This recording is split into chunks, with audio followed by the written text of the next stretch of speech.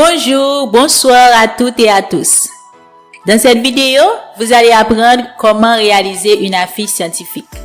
Un élément essentiel pour communiquer efficacement les résultats de vos recherches, surtout dans le cadre du concours d'affiches scientifiques de Haïti Nexus. Avant d'entrer dans le vif du sujet, permettez-moi de vous présenter brièvement Haïti Nexus. Haïti Nexus est une organisation à but non lucratif qui œuvre pour la promotion de la vulgarisation scientifique en Haïti. Notre mission est de rendre la recherche haïtienne plus accessible et visible en créant la première base de données multilingue regroupant les travaux de recherche réalisés en Haïti. Cette base comprend notamment des revues scientifiques, des thèses et mémoires et s'enrichit continuellement grâce à la contribution des chercheurs et institutions du pays.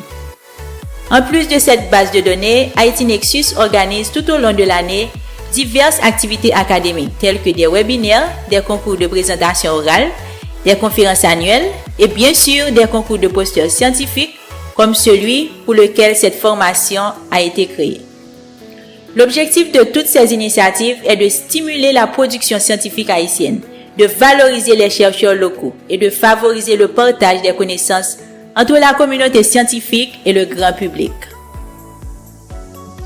Le concours d'affiches scientifiques que nous organisons à Haïti Nexus a pour objectif de stimuler la communication scientifique et d'encourager les jeunes chercheurs à vulgariser leurs travaux. Il s'agit aussi de moyens de favoriser les échanges et les collaborations au sein de la communauté scientifique haïtienne. Maintenant, voyons ensemble ce qu'est une affiche scientifique. C'est un support visuel de communication qui permet de présenter de façon claire, concise et attrayante les résultats d'un travail de recherche ou d'un projet. On la retrouve souvent dans les colloques, congrès et journées scientifiques où elle sert à partager des informations clés et à stimuler la discussion entre chercheurs, étudiants et professionnels. Vous vous demandez peut-être, quelle est la différence entre une affiche scientifique, un mémoire et un article scientifique? Le mémoire ou la thèse est un document long, structuré et détaillé. Il présente l'intégralité d'un projet de recherche, y compris les méthodes, les résultats et une discussion approfondie. C'est donc un travail académique complet. L'article scientifique, quant à lui, est plus court, mais demeure très rigoureux.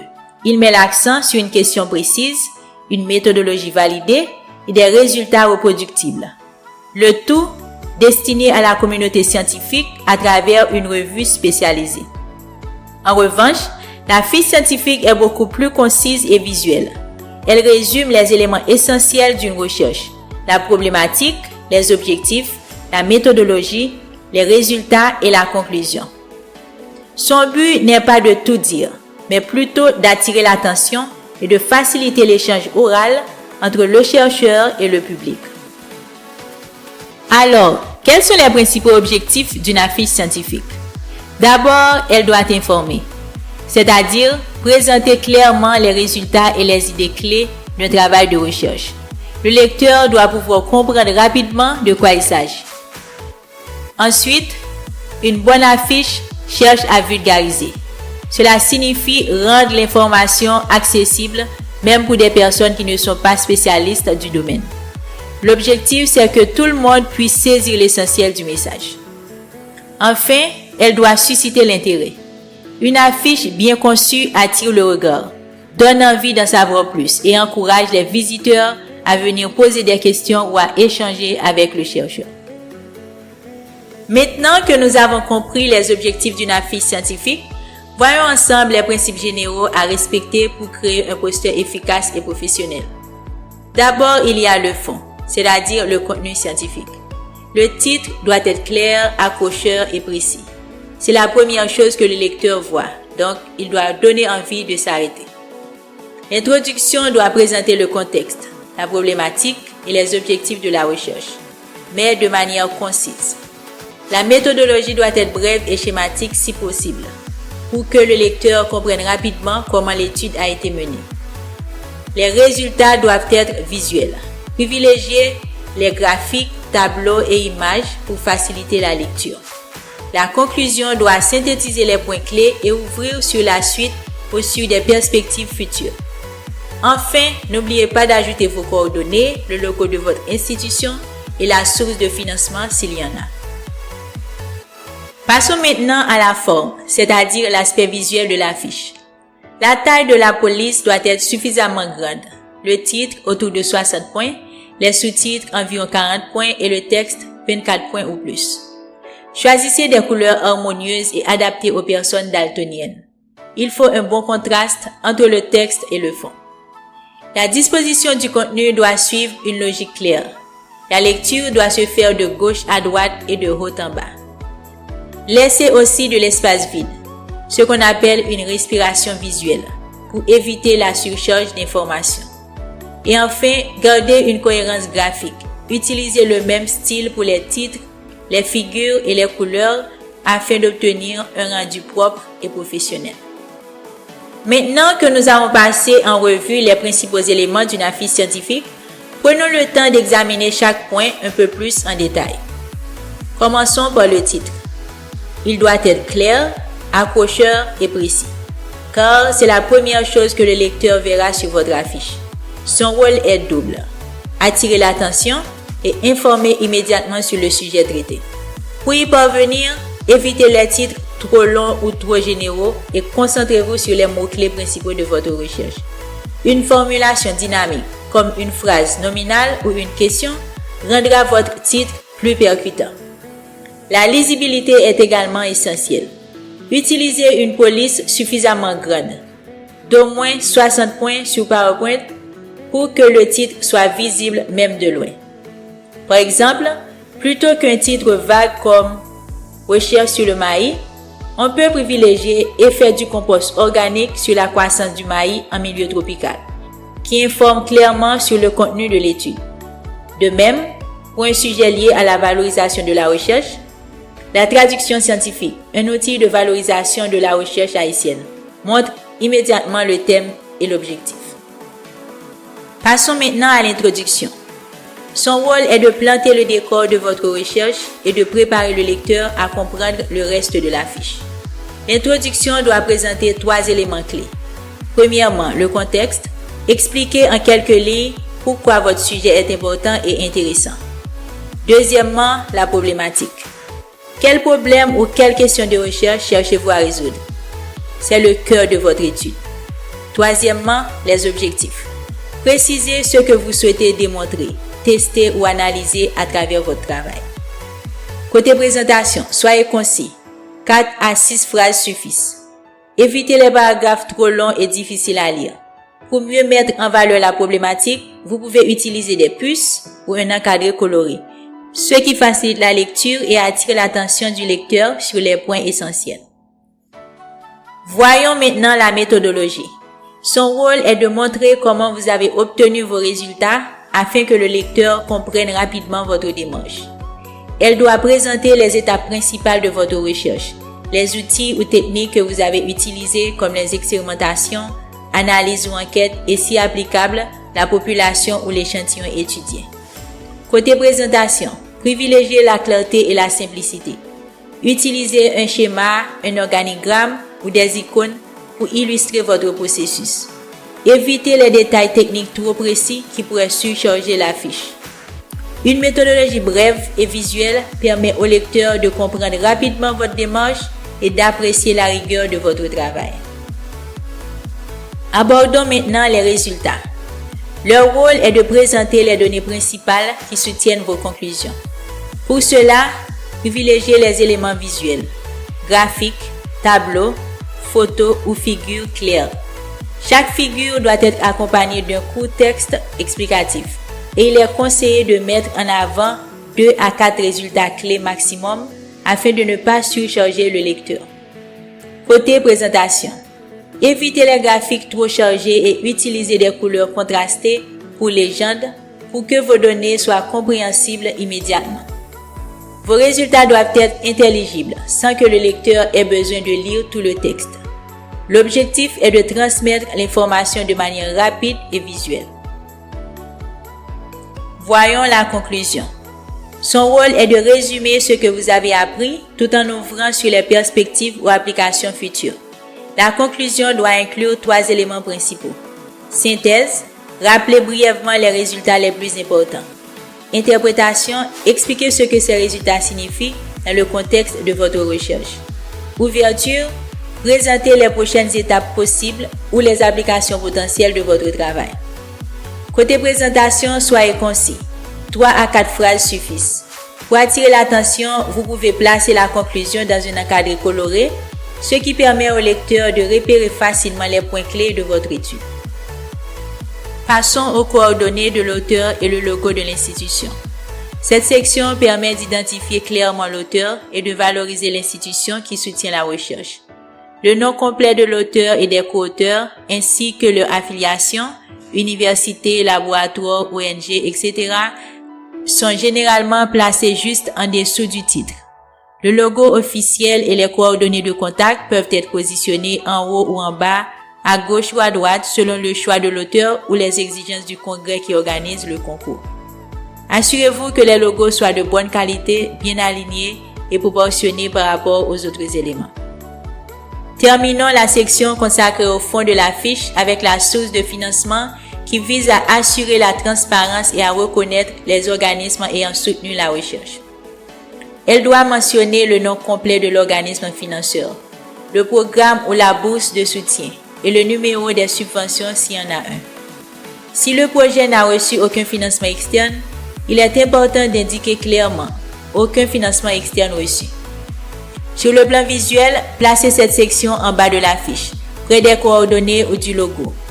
Utilisez une police discrète, harmonisée avec le reste du design et évitez la multiplication de logos inutiles pour conserver une présentation sobre et professionnelle. Abordons maintenant les points liés à la forme, c'est-à-dire à l'aspect visuel de la fiche. Commençons par la taille de la police, un élément essentiel pour assurer une bonne lisibilité même à distance. Le titre doit être bien visible, entre 60 et 80 points. Les sous-titres peuvent aller de 36 à 44 points. Le texte principal doit être au moins 24 points. Et les légendes environ 18 à 20 points. Évitez les textes trop petits ou les polices fantasy qui nuisent à la clarté.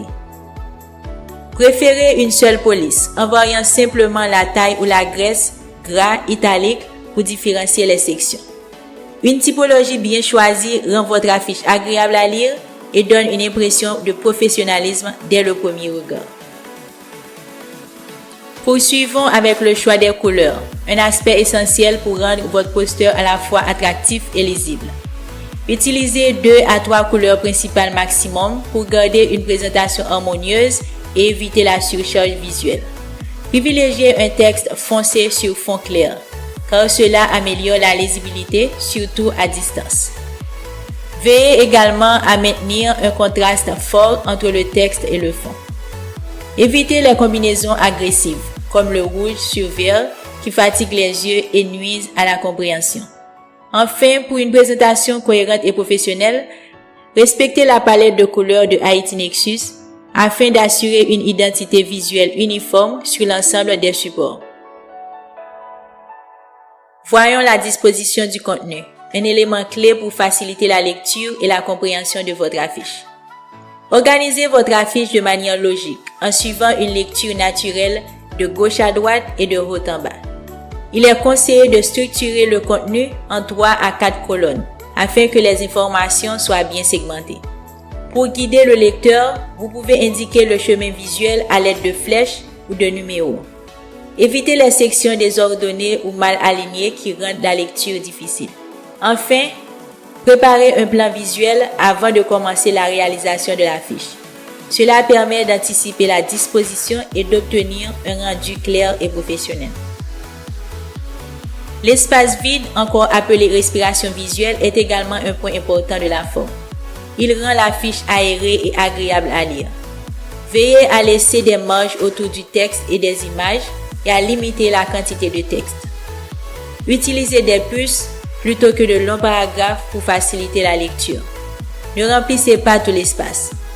L'espace blanc permet de mettre en valeur les idées principales et de guider naturellement le regard du lecteur vers les informations essentielles. Terminons avec la cohérence graphique, un élément essentiel pour donner un aspect professionnel à votre affiche. Utilisez la même police, taille et couleur pour les titres afin de maintenir une uniformité. Harmonisez également les figures et graphiques en utilisant les mêmes couleurs et formats pour faciliter la lecture. Veillez à maintenir des alignements réguliers et évitez de multiplier les styles, ce qui pourrait créer un rendu désordonné. Une cohérence graphique assure que votre affiche soit claire, agréable à regarder et crédible aux yeux du lecteur. Tout comme le contenu et l'aspect visuel, la présentation de l'affiche est très importante. Elle constitue une étape clé pour valoriser votre recherche et partager vos résultats avec un public ciblé. Pour réussir, plusieurs points sont essentiels. Communiquez efficacement. L'objectif n'est pas de tout dire, mais de transmettre l'essentiel de votre recherche. Clarté et structure. Organisez vos idées de manière logique et utilisez des visuels pour appuyer votre message. Attirez l'attention. Votre affiche doit donner envie aux spectateurs de la lire et de retenir les points clés. Message central. Mettez en avant le résultat ou l'idée principale de votre travail. Présentez avec assurance. Parlez avec confiance et enthousiasme tout en respectant le temps imparti. Une bonne présentation permet non seulement de partager vos résultats, mais aussi de faire ressortir l'importance et l'impact de votre recherche. Abordons maintenant les particularités pour un concours d'affiches virtuel. Format de l'affiche.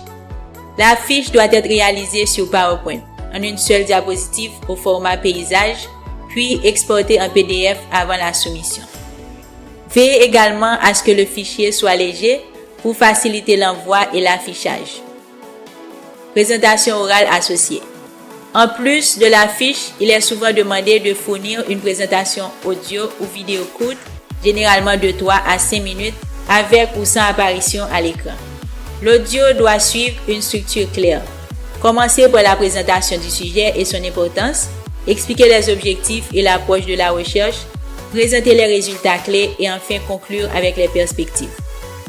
Respecter ces formats et cette structure permet de maximiser l'impact de votre affiche dans un concours virtuel et de faciliter la compréhension par le jury ou le public.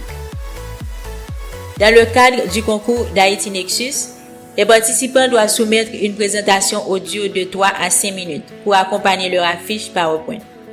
L'objectif est de fournir une explication orale, concise et engageante, comme si vous étiez devant le jury. Voici une structure suggérée pour cette présentation. Introduction d'environ 30 secondes. Présentez-vous, donnez le titre de votre recherche, situez brièvement le contexte et l'objectif du travail. Méthodologie, environ 1 minute. Expliquez comment vous avez procédé, votre approche, vos outils ou protocoles. Restez bref pour que l'audio reste fluide. Résultats, 1 à 2 minutes. Mettez en avant les résultats clés et expliquez leur signification plutôt que de les lire. Conclusion, environ 30 secondes. Résumez la leçon principale et ouvrez sur une perspective, comme une recherche future, une application ou un impact potentiel. Cette structure permet de guider le jury et de rendre votre présentation claire, synthétique et percutante. Maintenant, voyons les erreurs fréquentes que les participants doivent éviter pour que leur affiche et leur présentation audio soient efficaces et professionnelles. Parmi les plus courantes, texte trop long ou police trop petite. Cela rend l'affiche difficile à lire. Absence de hiérarchie visuelle. Le lecteur ne sait pas quelles informations sont importantes. Résultats présentés sans interprétation. Le message devient peu clair. Graphique illisible ou sans légende. Les informations essentielles sont perdues. Non-respect de la durée ou du format audio pour les présentations virtuelles. Trop de couleurs. Cela fatigue les yeux et rend la lecture désordonnée. Logo pixelisé. Cela donne une impression peu professionnelle. Trop de polices différentes. Cela nuit à la cohérence visuelle.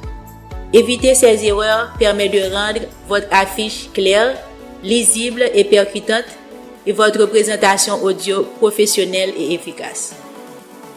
Enfin, avant de soumettre votre affiche, prenez le temps de la relire, de vérifier tous les détails et de tester votre présentation. Même une petite erreur dans le titre ou une image floue peut nuire à la crédibilité de votre message. Voici quelques conseils pratiques. Relisez tous les textes à tête reposée pour détecter les fautes.